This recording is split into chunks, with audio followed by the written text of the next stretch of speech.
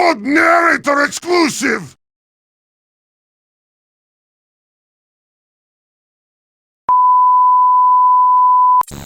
Some more details from law enforcement. Yeah, we know that the call was made maybe about 10 o'clock this morning, so just about 3 hours or so ago. In that press conference, we did get some more information about this woman who was, we know, at this point shot and killed by ICE agents. We have learned that she is a 37-year-old white woman. She appeared to be in the vehicle alone, is what the police chief said, but the spouse has made it to the hospital. But we probably should take you back just a little bit about just some of the chain of events that have happened now that we have some of that information confirmed. And interestingly, we really still haven't learned what the initial call was, why ICE was there in the first place, who they may have been looking for. But we know that while ICE agents were there, according to Mayor Fry, there were about a dozen or so plus agents there, and that, you know, we've seen there's some video out there. We're actually going to be showing it to you here shortly, so you can see for yourself. But in the course of, you know, of them looking for somebody, people started to gather, crowd started to gather, more law enforcement shows up, and I'm not exactly sure at what point the incident happened with the woman in the vehicle, but we know that there was a woman in the vehicle, and according to again, you'll see the video for yourself and you can kind of watch. There are two narratives here. One from the Trump administration, which we'll read to you in a second, and then one we just heard from local law enforcement. Okay, and Ryan's telling me that we are actually ready to show the video. So before we layer too much context here, why don't we just let you watch this? But we're going to do this in a very sort of deliberate way. Let people know that this is video we're showing for the first time. You're not going to see it a lot on our air because we want to make sure that when we're showing it, we're doing it with a purpose. So there's no audio here as well, and you're going to see this sort of play out. So just a warning to those who may not want to see this. You can see the vehicle there. That's law enforcement pulling up in the pickup. And it is the Honda Pilot that we should be focused on here. It's about a purplish, reddish color here. So let's take a look. Agent one, I don't know if you can see that one right there. Yeah, three agents involved. One was kind of closer to the front of the vehicle. The other kind of pulled on that driver's side door handle there as so again, there's no audio here. We don't know what's being said. We don't know really anything else about this woman, other than we know that she was not the target of the initial investigation. That was confirmed by the police chief. But there are some other angles of this as well that are being looked at.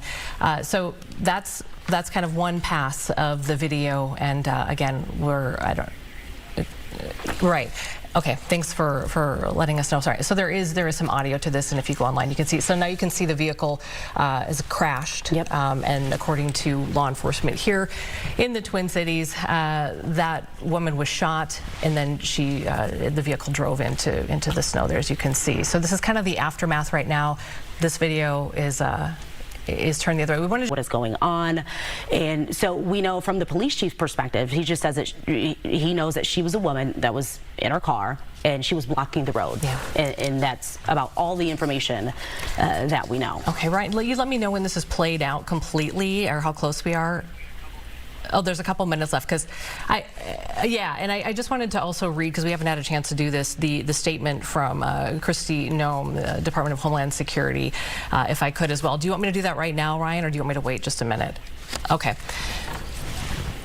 Okay, so let's just kind of let's just watch this for a moment. Again, this is the aftermath. We have that up if we want to take that. Today, ICE officers in Minneapolis were conducting targeted operations when rioters began blocking ICE officers, and one of these violent rioters weaponized her vehicle, attempting to run over our law enforcement officers in an attempt to kill them, an act of domestic terrorism. An ICE officer, fearing for his life, the lives of his fellow law enforcement, and the safety of the public, fired defensive shots. He used his training and saved his own life and that of his fellow officers. Yo, YouTube, breaking news coming out of Minneapolis.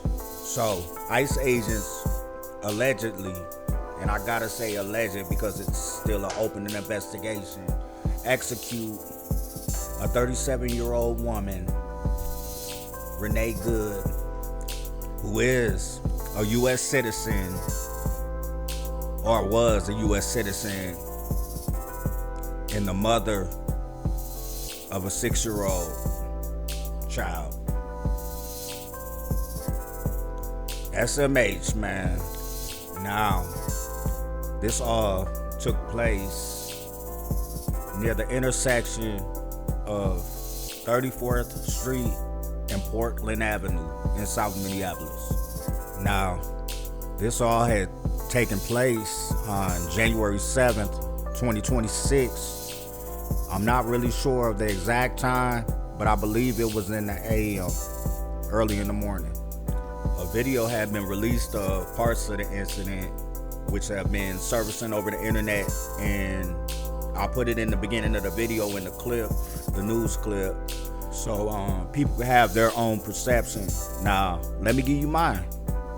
Now, I feel from watching the video, that's blatant excessive force, and that's also abuse of power, in my opinion. Now, the narrative that's being pushed by the director of Homeland Security basically is saying it was an act of domestic terrorism before an investigation. It's crazy to me. And all I could say is this the America we live in. But yeah, I want to send condolences to that woman's family.